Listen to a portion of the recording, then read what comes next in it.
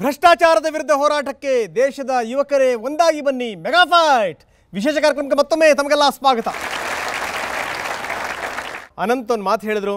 So ಇವತ್ತಿನ ಸ್ಥಿತಿಗತಿಗೆ ರಾಜಕೀಯ ಪಕ್ಷಗಳ ಕಾರಣ ಅಂತ, ಕೇವಲ ಕಾಂಗ್ರೆಸ್ ಬಿಜೆಪಿ ಮಾತ್ರ ಕಾರಣ ಅನ್ನುವಂಥದ್ದಲ್ಲ, ನಾವುಗಳು ಕೂಡ ಕಾರಣ, ಜನಸಾಮಾನ್ಯರು ಕೂಡ ಕಾರಣ, ಯಾರ್ಯಾರೋ ಈ ಭ್ರಷ್ಟಾಚಾರವನ್ನು ಬೆಂಬಲಿಸ್ತೀವಿ ಅವರೆಲ್ಲರೂ ಕೂಡ ಇವತ್ತಿನ ಸ್ಥಿತಿಗೆ ಕಾರಣ. ಬನ್ನಿ ಇದಕ್ಕೆ ಸಂಬಂಧಪಟ್ಟ ಹಾಗೆ ಯುವಕರು ಏನು ಹೇಳ್ತಾರೆ. ಒಬ್ಬ ಯುವಕ ಎದ್ದು ನಿಂತಿದ್ದಾರೆ, ಕಮಾನ್. ಇದೇ ಅಣ್ಣಾ ಹಜಾರೆ ಅವರು ಹೋರಾಟ ನಡೆಸಬೇಕಾದ್ರೆ ತಮ್ಮ ಪಕ್ಷವನ್ನು ವಹಿಸ್ಕೊಂಡು ಅಣ್ಣಾ ಹಜಾರೆ ವಿರುದ್ಧ ಮಾತನಾಡಿದ ಕೆಲವು ಸಂಘಟನೆಗಳಿದೆ. ಅವರಿಗೆ ನೈತಿಕತೆ ಗೊತ್ತಾಗಲ್ವಾ? ಇನ್ನು ಕೆಲವು ಸಂಘಟನೆಗಳು ಅಣ್ಣಾ ಹಜಾರೆ ಹೋರಾಟಕ್ಕೆ ಜಾತಿಯನ್ನು ತರ್ತಾರೆ, ಧರ್ಮವನ್ನು ತರ್ತಾರೆ.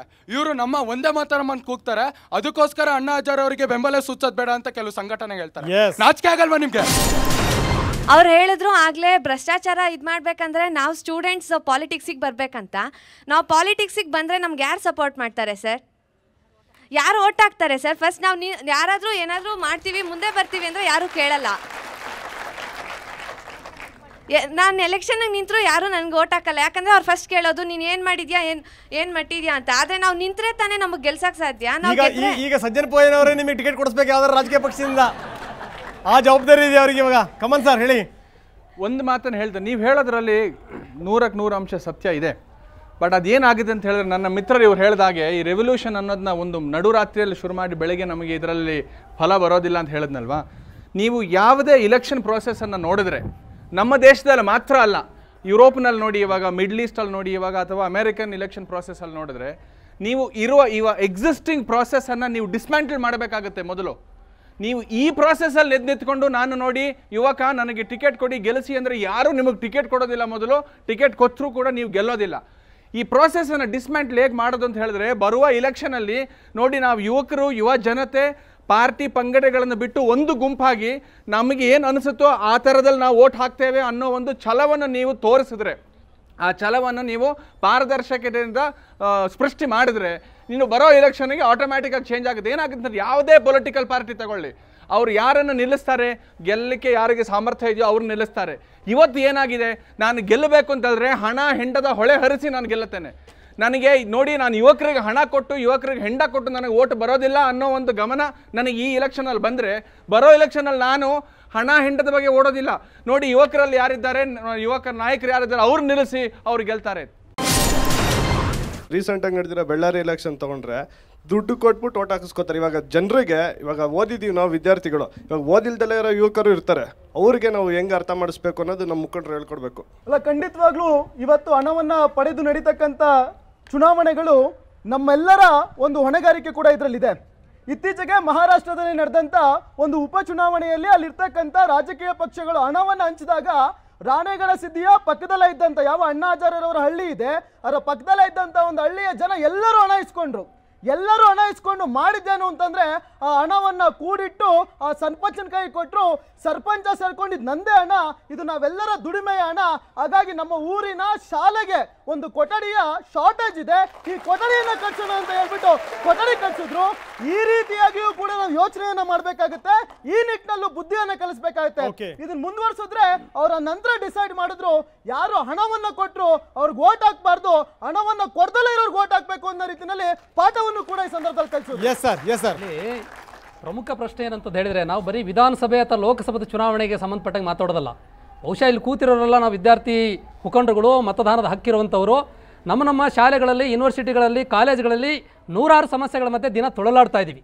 ನಮ್ಮ ರೈಟ್ಸನ್ನು, ನಮ್ಮ ಹಕ್ಕುಗಳನ್ನು ಕೇಳೋದಕ್ಕೇನಾದರೂ ನಮಗೆ ಅವಕಾಶ ಇದೆ ಅಂತ ಹೇಳಿದರೆ, ಎಸ್.ಎಂ. ಕೃಷ್ಣರವರು ಮುಖ್ಯಮಂತ್ರಿ ಇದ್ದಂಥ ಸಂದರ್ಭದಲ್ಲಿ ಮಾಡಿದಂತಹ ಒಂದು ಭಾರಿ ಅಪರಾಧಿ ಕೃತ್ಯದಿಂದಾಗಿ ಇವತ್ತು ವಿದ್ಯಾರ್ಥಿ ಸಂಘದ ಚುನಾವಣೆಗಳು ನಡೀತಾ ಇಲ್ಲ ರಾಜ್ಯದೊಳಗಡೆ. ಸೆನೆಟ್ ಸಿಂಡಿಕೇಟ್ಗೆ ಇವತ್ತು ವಿದ್ಯಾರ್ಥಿಗಳ ಪ್ರಾತಿನಿಧ್ಯ ಇಲ್ಲ. ಆ ಕಾರಣಕ್ಕಾಗಿ ಇವತ್ತು ಶಿಕ್ಷಣ ವ್ಯಾಪಾರ ಆಗ್ತಾ ಇದೆ, ಶಿಕ್ಷಣ ಭೀಕರಿ ಆಗ್ತಾ ಇದೆ, ವಿದ್ಯಾರ್ಥಿಗಳು ಆತ್ಮಹತ್ಯೆ ಕಡೆ ಹೋಗ್ತಾ ಇದ್ದಾರೆ. ಹಾಗಾಗಿ ನಾವಿವತ್ತು ಪ್ರಶ್ನೆ ಮಾಡಬೇಕಾಗಿರೋದು, ಸಾರ್ವತ್ರಿಕ ಚುನಾವಣೆಗಳ ಬಗ್ಗೆ ಎಷ್ಟು ವಿದ್ಯಾರ್ಥಿಗಳು ಮಾತಾಡ್ತಾ ಇದ್ವೋ, ವಿದ್ಯಾರ್ಥಿ ಸಂಘಟನೆಗೆ ವಿದ್ಯಾರ್ಥಿ ಸಂಘದ ಚುನಾವಣೆಗಳಿಗೂ ನಾವು ಹೋರಾಟಗಳನ್ನು ರೂಪಿಸಬೇಕಾಗ್ತದೆ. ಏನಂತೀರಿ ಸರ್ ತಾವು? ಇಲ್ಲಿ ನಮ್ಮ ಗೆಳೆಯರೊಬ್ರು ಹೇಳಿದ್ರು ಅಣ್ಣಾ ಹಜಾರೆ ಅವರು ನೈತಿಕ ಯಾವುದೋ ಪಕ್ಷದವ್ರು ಹೇಳಿದ್ರು, ಅವ್ರಿಗೆ ನೈತಿಕ ಅವ್ರಿಗೆ ಬೆಂಬಲ ಕೊಡ್ಲಿಲ್ಲ ಅಂತ ಹೇಳಿದ್ರಲ್ವಾ. ಇದೇ ಅಣ್ಣಾ ಹಜಾರೆ ಅವರು ಗುಜರಾತ್ಗೆ ಹೋದಾಗ ಏನಂತ ಹೇಳಿದ್ರು ಅಂದ್ರೆ, ಗುಜರಾತ್ ಬಹಳ ಅಭಿವೃದ್ಧಿ ಕಂಡಿರುವಂತ ರಾಜ್ಯ ಇದು ಅಂತ ಹೇಳಿದ್ರು. ಅದೇ ಗುಜರಾತಲ್ಲಿ ಇವರೆಲ್ಲ ಕೇಳ್ತಾ ಇದಾರಲ್ಲ ಭ್ರಷ್ಟಾಚಾರ, ನಾವು ಕೇಳ್ತಾ ಇದೀವಿ ಭ್ರಷ್ಟಾಚಾರ ವಿರೋಧಿ ಚಳವಳಿ ಬೇಕು, ಭ್ರಷ್ಟಾಚಾರ ತೊಲಗಬೇಕು ಅಂತ. ಅಲ್ಲೊಂದು ಕನಿಷ್ಠ ಪಕ್ಷ ಲೋಕಾಯುಕ್ತ ಇಲ್ಲ, ಅಲ್ಲಿ ಲೋಕಾಯುಕ್ತ ನೇಮಕ ಮಾಡೋಕ್ಕಾಗಿಲ್ಲ. ಕರ್ನಾಟಕ ಕರ್ನಾಟಕಕ್ಕೆ ಬಂದಾಗ ಒಂದೇ ಹೇಳಿ ಕರ್ನಾಟಕಕ್ಕೆ ಬಂದಾಗ ಸರ್ ಒಂದ್ ನಿಮಿಷ ಹೇಳಕ್ ಕೇಳಿಸ್ಕೊಳ್ಳಿ. ಕರ್ನಾಟಕಕ್ಕೆ ಬಂದಾಗ ಇದೇ ಅಣ್ಣಾ ಹಜಾರೆ ಅವರು ಯಡಿಯೂರಪ್ಪನ ವಿರುದ್ಧ ಯಾಕೆ ಮಾತಾಡ್ಲಿಲ್ಲ? ಅಲ್ಲ, ಲೋಕಾಯುಕ್ತದ ಬಗ್ಗೆ ಮಾತಾಡೋದಾದ್ರೆ ಅಲ್ಲ ಸರ್ ಕೇಳಿಸ್ಕೊಳ್ಳಿ. ಒಂದ್ ಮಾತು ಹೇಳ್ತೀನಿ ಕೇಳಿ. ಕರ್ನಾಟಕಕ್ಕೆ ಬಂದಾಗ ಲೋಕಾಯುಕ್ತ ಯಡಿಯೂರಪ್ಪನ ವಿರುದ್ಧ ಯಾಕೆ ಮಾತಾಡ್ಲಿಲ್ಲ? ಯಾಕಂದ್ರೆ ಅದು ಭ್ರಷ್ಟಾಚಾರ ಅಲ್ವಾ? ನೈತಿಕತೆಯ ಪ್ರಶ್ನೆಯನ್ನ ಗೆಳೆಯರು ಹೇಳಿದ್ದಾರೆ, ನೈತಿಕತೆ ಇರಬೇಕಂತಂದು ಹೇಳಿ. ಹೌದು, ಇವತ್ತು ರಾಜಕೀಯವನ್ನ ಅಥವಾ ಪ್ರಭುತ್ವದ ಸಾಧನೆಯನ್ನು ಮಾಡುವಂಥವರಿಗೆ ನೈತಿಕತೆ ಪ್ರಶ್ನೆ ಇರಬೇಕು. ಆದರೆ ರಾಜ್ಯದ ಒಳಗಡೆ ನಮ್ಮ ABVP ಗೆಳೆಯರು ಬೆಂಬಲಿಸುವಂತಹ BJP ಪಕ್ಷ ನೈತಿಕತೆಯನ್ನು ಉಳಿಸ್ಕೊಂಡಿದೆ ಅಂತ ಪ್ರಶ್ನೆ ಮಾಡಬೇಕಾಗ್ತದೆ. ಇಡೀ ಸಾಲು ABVP ಲೀಡರ್ಗಳು ಜೈಲಿಗೆ ಹೋಗಿದ್ದಾರೆ. ABVP ಬೆಂಬಲಿಸಿದಂತಹ ಮುಖ್ಯಮಂತ್ರಿ ಯಡಿಯೂರಪ್ಪ ಜೈಲಿಗೆ ಹೋಗಿದ್ದಾರೆ. ಅನೇಕ ಜೈಲಲ್ಲಿ ಕೂತಿದ್ದಾರೆ. ಹಾಗಾಗಿ ನೈತಿಕತೆ ಯಾರಿಗಿದೆ ಅನ್ನುವಂಥದ್ದು ನೈತಿಕತೆಯನ್ನು ಉಳಿಸ್ಕೊಂಡು ಮಾತಾಡೋದು ಸಾಧ್ಯ ಆಗಬೇಕು. ನೈತಿಕತೆ ABVP ರಾಜ್ಯದ ಒಳಗಡೆ ನೈತಿಕತೆಯನ್ನು ಉಳಿಸ್ಕೊಂಡಿಲ್ಲ. ಶಿಕ್ಷಣ ವ್ಯಾಪಾರೀಕರಣ ನಡೀತಾ ಇದೆ, ಅದ್ರ ಬಗ್ಗೆ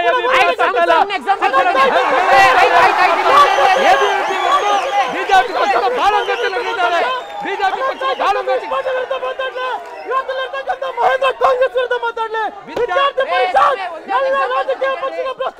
ವಿದ್ಯಾರ್ಥಿಗಳನ್ನು ದಾರಿ ತಪ್ಪಿಸೋ ಕೆಲಸವನ್ನು ABVP ಮಾಡ್ತಾ ಇದೆ.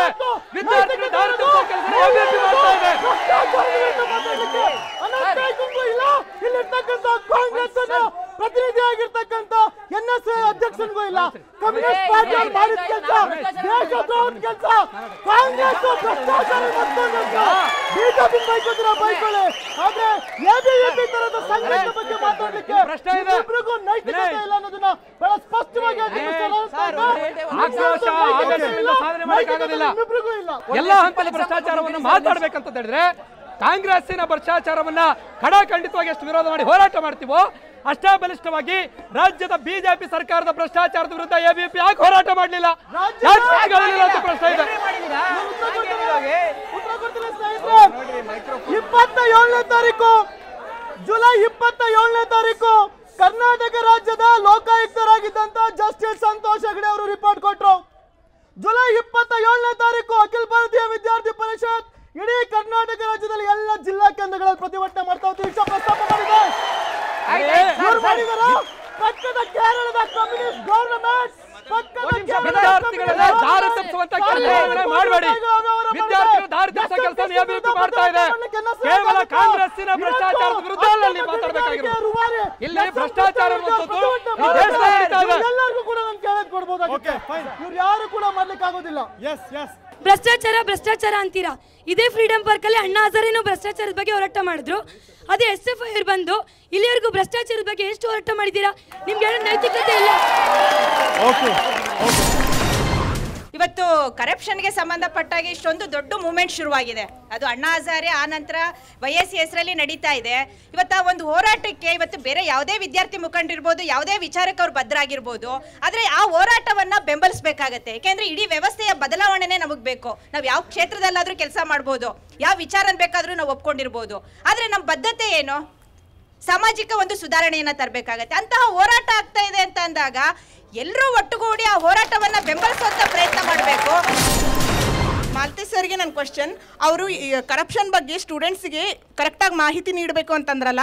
ಕರಪ್ಷನ್ ಅಂದರೆ ಎಲ್ಲರಿಗೂ ಗೊತ್ತಿದೆ. ABVP ಅವರೇ ಕರಪ್ಷನ್ ಅದನ್ನು ವಿರೋಧಿಸಕ್ಕೆ ನಿಂತಿದ್ದಾರೆ ಅಂದಮೇಲೆ ಅದ್ರ ಬಗ್ಗೆ ಎಲ್ಲ ಗೊತ್ತಿದೆ. ಹಾಗಾಗಿ ಇಲ್ಲಿ ಕುತ್ಕೊಂಡಿರೋ ಎಲ್ಲ ಪ್ರತಿಯೊಂದು ಸ್ಟೂಡೆಂಟ್ಗೂ ಇದು ಕರಪ್ಷನ್ ಅಂದರೆ ಏನು ಅಂತ ಗೊತ್ತಿದೆ. ಸೊ ಅವ್ರ ಮೆಸೇಜು ತಪ್ಪಿದೆ. ಕರಪ್ಷನ್ ಅನ್ನೋದು ರಾಜಕೀಯ ಪಕ್ಷಗಳು ಮಾಡೋದು ಒಂದು ಲೋಕಪಾಲ್ ಬಿಲ್ ತರೋದ್ರಿಂದ, ಜೋನಲ್ ಲೋಕಪಾಲ್ ಬಿಲ್ ತರೋದ್ರಿಂದ ಆಗಲ್ಲ. ಯಾಕಂದ್ರೆ ಒಂದು ಸಿಂಪಲ್ ಎಕ್ಸಾಂಪಲ್ ಕೊಡ್ತೀನಿ, ಕೇಳಿಸ್ಕೊಳ್ಳಿ.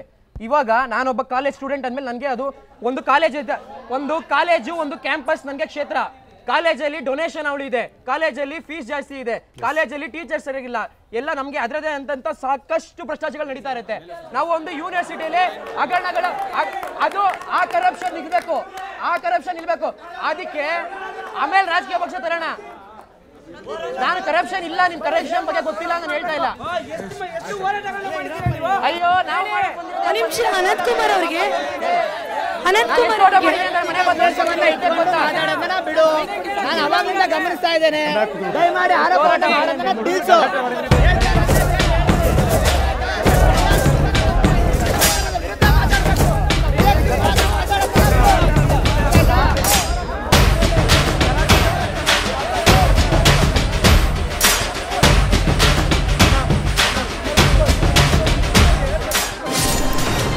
ABVP BJPಗೆ ಹೋಲಿಸಿದ್ರಲ್ಲ ನೀವು. ನಾವು ನಮ್ಮ ಮೆಂಬರ್ಶಿಪ್ ಬುಕ್ಕಲ್ಲಿ ದೇಶಕ್ಕೋಸ್ಕರ ಪ್ರಾಣ ಕೊಟ್ಟವ್ರದ್ದು ನಾವು ಫೋಟೋ ಹಾಕೊಂತೀವಿ. ಅದೇ ನಿಮ್ಮ ಮೆಂಬರ್ಶಿಪ್ ಬುಕ್ಕಲ್ಲಿ ಅವರ ಬೇರೆ ದೇಶದಿಂದ ಬಂದವ್ರು ಫೋಟೋ ಹಾಕೊಂಡು ಒಳ ರಾಜಕೀಯ ಮಾಡ್ತಾ ಇದೆ. ಇದು ಸರಿನಾ? ಯಾರೋ ಬೇರೆ ದೇಶದಿಂದ ಬಂದವ್ರನ್ನ ಸೇರಿಸ್ಕೊಂಡು ಕಾಲೇಜ್ ಒಳಗೆ ರಾಜಕೀಯ ಮಾಡ್ತಾ ಇದು ಸರಿನಾ? ಕೇಂದ್ರ ಸರ್ಕಾರದಲ್ಲಿ ಭ್ರಷ್ಟಾಚಾರ ನಿಲ್ದ್ರೆ ರಾಜ್ಯ ಸರ್ಕಾರದಲ್ಲಿ ನಿಲ್ಸುತ್ತೆ, ರಾಜ್ಯ ಸರ್ಕಾರದಲ್ಲಿ ನಿಲ್ಸಿದ್ರೆ ಡಿಸ್ಟಿಕ್ ತಾಲೂಕು ಎಲ್ಲ ಕಡೆ ನಿಲ್ಸುತ್ತೆ. ಕೇಂದ್ರ ಸರ್ಕಾರದಲ್ಲಿ ಫಸ್ಟ್ ಸರಿ ಇಲ್ಲ ಅಂದಮೇಲೆ ಇನ್ನೆಲ್ಲಿ ಸರ್ ನಿಲ್ಸುತ್ತೆ? ಇಲ್ಲಿ ತನಕ ಬಹಳಷ್ಟು ಜನ ಪ್ರಶ್ನೆಗಳನ್ನ ಕೇಳಿದ್ರು. ವೇದಿಕೆ ಮೇಲಿರುವಂಥ ಗಣ್ಯರು ಕೂಡ ಸಾಕಷ್ಟು ಉತ್ತರ ಕೊಟ್ಟಿದ್ದಾರೆ. ಇನ್ನು ಉಳಿದಂಥವರ ಪ್ರಶ್ನೆಗಳೇನು ನೋಡೋಣ ಒಂದು ಸಣ್ಣ ಬ್ರೇಕ್ ನಂತರ. ABVP ಅವ್ರು ಮಾಡ್ತಾ ಇಲ್ಲ, ನಮ್ಮ ಭಾರತೀಯರು ಮಾಡ್ತಾ ಇದೀವಿ ಅಂತ ಯಾರು ಒಬ್ರು ಬಂದು ಸಪೋರ್ಟ್ ಮಾಡಿದ್ದಾರೆ. ನೀವು ನಮಗೆ ಭ್ರಷ್ಟಾಚಾರ ಇದು ಮಾಡ್ಬೇಕಾದ್ರೆ ಈ ತರ ಕಿತ್ತಾಡ್ಕೊಂಡು ನಮ್ಮನ್ನ 400-300 ವರ್ಷ ಬ್ರಿಟಿಷರು ಹೊಡೆದಾಡಿ ಸಾಕು.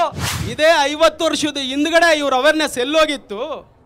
ಭೋಪಾಲ್ ಹಗರಣ ಆಗ್ಬೋದು, ರಾಷ್ಟ್ರದಲ್ಲಿ ಒಂದೇ ಇಲಿ ಮಾತ್ರನೇ ತಿಂತಾ ಇದ್ದಿದ್ದು, ಇವತ್ತು 106 ಇಲಿ ತಿಂತಾ ಇದೆ ಅಂತ ಇದ್ರ ವಿರುದ್ಧ ಎಲ್ಲರೂ ಎಚ್ಚೆತ್ಕೊಂಡಿದ್ದೀರಾ? 50 ವರ್ಷ ಆಳಿದ ರಾಷ್ಟ್ರ ಏನಾಯ್ತು?